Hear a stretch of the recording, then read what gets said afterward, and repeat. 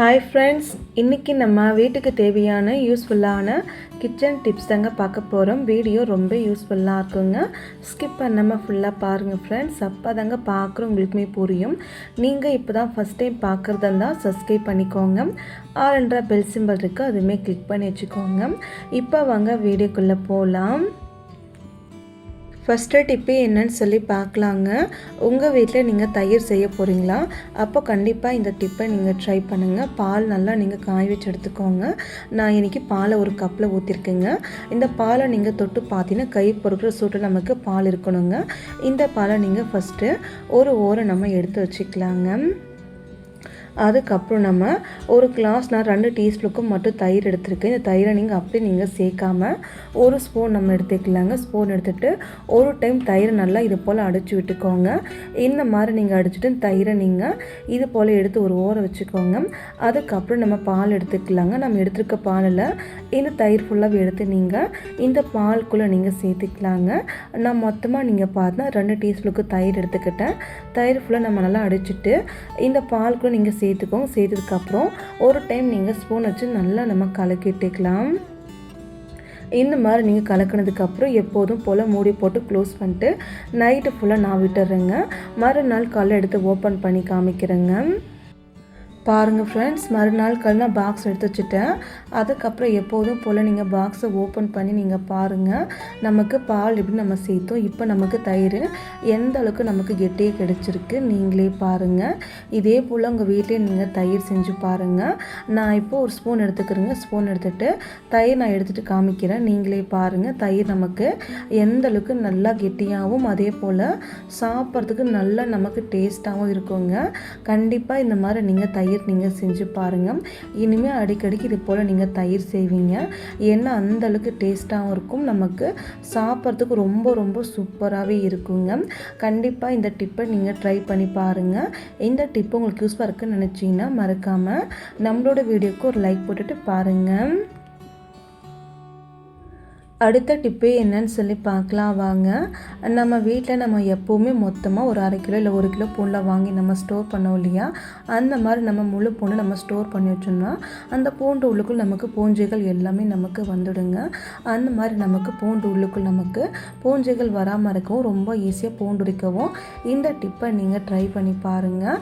நான் பாருங்கள் ஒரு கொஞ்சம் பூண்டு போல் மட்டும் எடுத்திருக்கேன். இந்த பூண்டு ஃபுல்லாகவேனா மேலே பார்க்க ரொம்பவே நல்லா இருக்குங்க. ஆனால் இந்த பூண்டு பற்கள் நீங்கள் உள்ளே ஓப்பன் பண்ணி நீங்கள் பார்த்தீங்கன்னா ஒரு சில பூண்டு பற்கள் மேலே நமக்கு பூஞ்சைகள் வந்துடுங்க. அந்த மாதிரி நமக்கு பூஞ்சைகள் வந்துடுச்சுன்னா நமக்கு பூண்டு வேஸ்ட் ஆகிடுங்க. அந்த மாதிரி நமக்கு எப்பவுமே வேஸ்ட் ஆகாமல் இருக்க ஃபஸ்ட்டு நீங்கள் எவ்வளோ பூண்டு நீங்கள் வாங்கிட்டு வந்தாலும் சரிங்க, அந்த பூண்டு ஃபுல்லாகவே நீங்கள் தனி பற்களாக நீங்கள் பிரித்து எடுத்து வச்சுக்கோங்க. இப்போ பாருங்கள் பூண்டு பற்கள் ஃபுல்லாகவே நான் தனியாக பிரித்து எடுத்துருக்குங்க. இந்த மாதிரி நீங்கள் பிரித்ததுக்கப்புறம் எப்போதும் போல் நீங்கள் ஸ்டோர் பண்ணிக்கலாங்க. அது மட்டும் இல்லைங்க, இந்த பூண்டு நம்ம ரொம்ப ஈஸியாக உரிக்க இந்த டிப்ஸை நீங்கள் ட்ரை பண்ணி பாருங்கள். நான் இன்றைக்கி ஒரு பூண்டு பல் மட்டும் எடுத்துக்கேன். இந்த பூண்டு பல் எடுத்துட்டு நீங்கள் 2 பக்கமும் நீங்கள் கை வச்சுக்கணுங்க. அதாவது இந்த பூண்டு பற்கள் தலை மேலே கீழே 2 பக்கமும் நீங்கள் இந்த மாதிரி நீங்கள் கை வச்சுட்டு லைட்டாக நீங்கள் ப்ரெஸ் பண்ணிங்கன்னா அந்த பூண்டு தூள் நமக்கு ஓப்பன் ஆகிடுங்க. அதுக்கப்புறம் எப்போதும் போல் நீங்கள் கை வலி இல்லாமல் அந்த பூண்டு தோல் எடுத்து போட்டு எப்போதும் போல் யூஸ் பண்ணிக்கலாங்க. இதே மாதிரி நீங்கள் உள்ள பூண்டு பற்கள் வேணாலும் சரிங்க, ரொம்ப ஈஸியாக கை வலி இல்லாமல் நீங்கள் உரிச்சிக்கலாங்க. நான் இன்னொன்று உரிச்சு காமிக்கிறேன், நீங்களே பாருங்கள். இந்த மாதிரி நீங்கள் பூண்டு பற்கள் எடுத்து கை வச்சு லைட்டாக ப்ரெஸ் பண்ணிங்கன்னா அந்த பூண்டு தோல் நமக்கு ஓப்பன் ஆகிடும். அதுக்கப்புறம் கை வச்சு அழகாக நீங்கள் பூண்டு தோல் எடுத்து போட்டுக்கலாங்க. இந்த மாதிரி நீங்கள் ட்ரை பண்ணி பாருங்கள் ஃப்ரெண்ட்ஸ். உங்களுக்கு கை வலி இல்லாமல் ரொம்ப ஈஸியாக நீங்கள் எவ்வளோ பூண்டெல்லாம் நீங்கள் உரிக்கலாங்க. இந்த டிப்பு உங்களுக்கு ரொம்பவே யூஸ்ஃபுல்லாக இருக்குன்னு நினச்சிங்கன்னா மறக்காமல் ஒரு லைக் போட்டுட்டு பாருங்கள். அடுத்த டிப்பு என்னன்னு சொல்லி பார்க்கலாம் வாங்க. நான் இன்றைக்கி பார்த்தா ஒரு 2 முட்டை எடுத்துருக்குங்க. இந்த 2 முட்டையை நீங்கள் ஃபஸ்ட்டு நீங்கள் தண்ணியில் நல்லா நம்ம வாஷ் பண்ணிவிட்டு வந்துடலாங்க. இப்போ நான் முட்டை நான் நல்லா வாஷ் பண்ணிட்டேன். இது மேலே இருக்கிற அழுக்கு ஃபுல்லாகவே நமக்கு போயிடுச்சுங்க. அதுக்கப்புறம் நம்ம ஒரு கப் எடுத்துக்கலாங்க. கப் எடுத்துகிட்டு இந்த 2 முட்டையுமே நான் இந்த கப்புக்குள்ளே நான் உடச்சி ஊற்றிக்கிறேங்க. இந்த மாதிரி நம்ம முட்டையை கப்புக்குள்ளே உடச்சுத்தும் போது என்ன ஆகும்னா அந்த முட்டை ஓடுகள் சின்ன சின்ன துண்டாக போய் நமக்கு முட்டை உள்ளுக்குள் நமக்கு விழுந்துடுங்க. அந்த மாதிரி நமக்கு முட்டை ஓடுகள் நமக்கு விழுந்துடுச்சுன்னா அதை நம்ம கை வச்சு எடுத்தாலுமே நமக்கு முட்டை ஓடுகள் நமக்கு வெளியே வராதுங்க. அந்த முட்டை ஓடுகள் ரொம்ப ஈஸியாக எடுக்க நீங்கள் இந்த டிப்ஸை நீங்கள் ஒரு டைம் நீங்கள் ட்ரை பண்ணி பாருங்கள். இந்த முட்டையை நீங்கள் அப்படியே நீங்கள் கீழே நீங்கள் வச்சுக்கோங்க. அப்படியே நீங்கள் கீழே வச்சதுக்கப்புறம் ஒரு கிளாஸோ இல்லை ஒரு கப்பு எடுத்துகிட்டு நார்மல் தண்ணி எடுத்துக்கலாங்க. தண்ணி எடுத்துகிட்டு ஒரு டைம் நீங்கள் கையை நல்லா நீங்கள் தண்ணிக்குள் நல்லா நனைச்சிக்கோங்க. இந்த மாதிரி நல்லா நீங்கள் நனைச்சிட்டு அதுக்கப்புறம் நீங்கள் முட்டை ஓடு மேலே அழகாக உள்ளுக்குள்ளே கை வச்சு அழகாக முட்டோட நீங்கள் வெளியே தள்ளிட்டு வந்துடலாங்க. இந்த மாதிரி நீங்கள் பண்ணும்போது எவ்வளோ குட்டி ஓடாக இருந்தாலும் சரிங்க அந்த ஓடு ஃபுல்லாகவே நமக்கு வெளியே வந்துடுங்க. நான் இப்போ பாருங்கள் 2 ஓடுமே நான் இதே போல் கையில் நல்லா நனைச்சிட்டு இதே மாதிரி 2 ஓடு ஃபுல்லாக எடுத்து நான் வெளியே போட்டுட்டேன். அதுக்கப்புறம் எப்போதும் போல் நீங்கள் முட்டையை யூஸ் பண்ணிக்கலாங்க. இந்த மாதிரி நீங்கள் ட்ரை பண்ணி பாருங்கள். நமக்கு வேலை ரொம்ப ஈஸியாக முடியுங்க. கண்டிப்பாக இந்த டிப்பை நீங்கள் ட்ரை பண்ணி பாருங்கள். அடுத்த டிப்பு என்னன்னு சொல்லி பார்க்கலாம் வாங்க. நம்ம வீட்டில் சோப்பெல்லாம் வாங்கி யூஸ் பண்ண சோப்பு கவர் நம்ம தூக்கி போடுவோம் இல்லையா, அந்த சோப்பு கவரை நீங்கள் தூக்கி போடாமல் இது போல் நீங்கள் யூஸ் பண்ணிக்கலாங்க. சோப்பு கவர் நம்ம ஒரு பக்கம் ஓப்பன் பண்ணி நம்ம சோப் எடுப்போம் இல்லையா, எந்த பக்கம் நீங்கள் ஓப்பன் பண்ணுறீங்களோ அது மேலே நமக்கு பேப்பர் மடிஞ்ச மாதிரி இருக்கும் இல்லையா, அந்த பேப்பர் ஃபுல்லாகவே நீங்கள் கத்திக்குள் வச்சு நம்ம கட் பண்ணி எடுத்துடலாங்க. நான் வீட்டில் காமிக்கிற பாருங்கள். இது போல் நீங்கள் மேலே மட்டுமே நீங்கள் இந்த மாதிரி நீங்கள் கட் பண்ணி எடுத்துருங்க. அதுக்கப்புறம் நம்ம கட் பண்ண பீஸ் ஃபுல்லாகவே எடுத்து ஒரு ஓரம் வச்சுக்கலாங்க.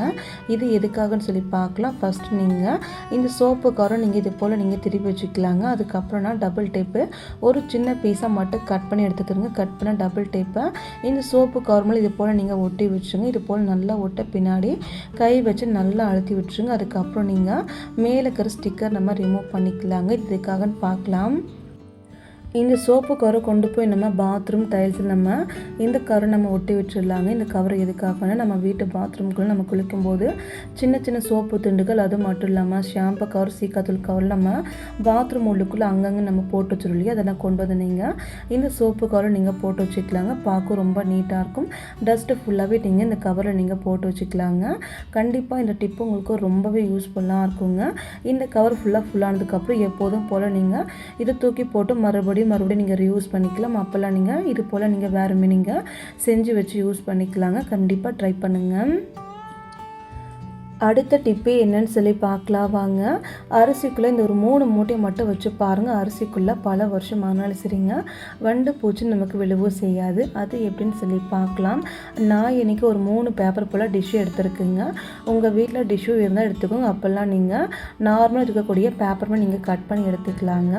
அதுக்கப்புறம் நீங்கள் பார்த்தீங்கன்னா ஒவ்வொரு டிஷ்ஷு பேப்பர் மேலே நீங்கள் கால் டீஸ்பூனுக்கு நீங்கள் மஞ்சள் தூள் நீங்கள் சேர்த்துக்கோங்க. நான் இன்றைக்கி 3 டிஷ்ஷு மேலுமே நான் இது போல் கால் டீஸ்பூனுக்கு மஞ்சள் தூள் நான் சேர்த்துக்கிட்டேன். இந்த மாதிரி நீங்கள் சேர்த்ததுக்கப்புறம் தூளுக்குமே ஒரு கால் டீஸ்பூனுக்கும் மட்டும் நீங்கள் 3 டிஷ்ஷு பேப்பர் மேலே நீங்கள் சேர்த்துக்கோங்க. இந்த மாதிரி நீங்கள் சேர்த்துட்டு இது கூடவே நீங்கள் கிராம்பு ஒவ்வொரு டிஷ்ஷு பேப்பர் மேலே நீங்கள் ஒரு 10 கிராம்பு போல் நீங்கள் சேர்த்துக்கோங்க. பாருங்கள், ஒவ்வொரு டிஷ்ஷு பேப்பர் நம்ம ஒரு 10 கிராம் போல் நான் சேர்த்துட்டேங்க. இந்த மாதிரி நீங்கள் கிராம்பை நீங்கள் சேர்த்ததுக்கப்புறம் இதை நீங்கள் நல்லா மடித்து நீங்கள் ஃபோல்டு பண்ணிக்கோங்க. இந்த மாதிரி ஃபஸ்ட்டு நீங்கள் ஃபோல்டு பண்ணி வச்சுக்கோங்க. இப்போ நான் எடுத்துருக்க எல்லா டிஷ்ஷு பேப்பருமே இதே மாதிரி நான் நல்லா ஃபோல்டு பண்ணிக்கிறேங்க.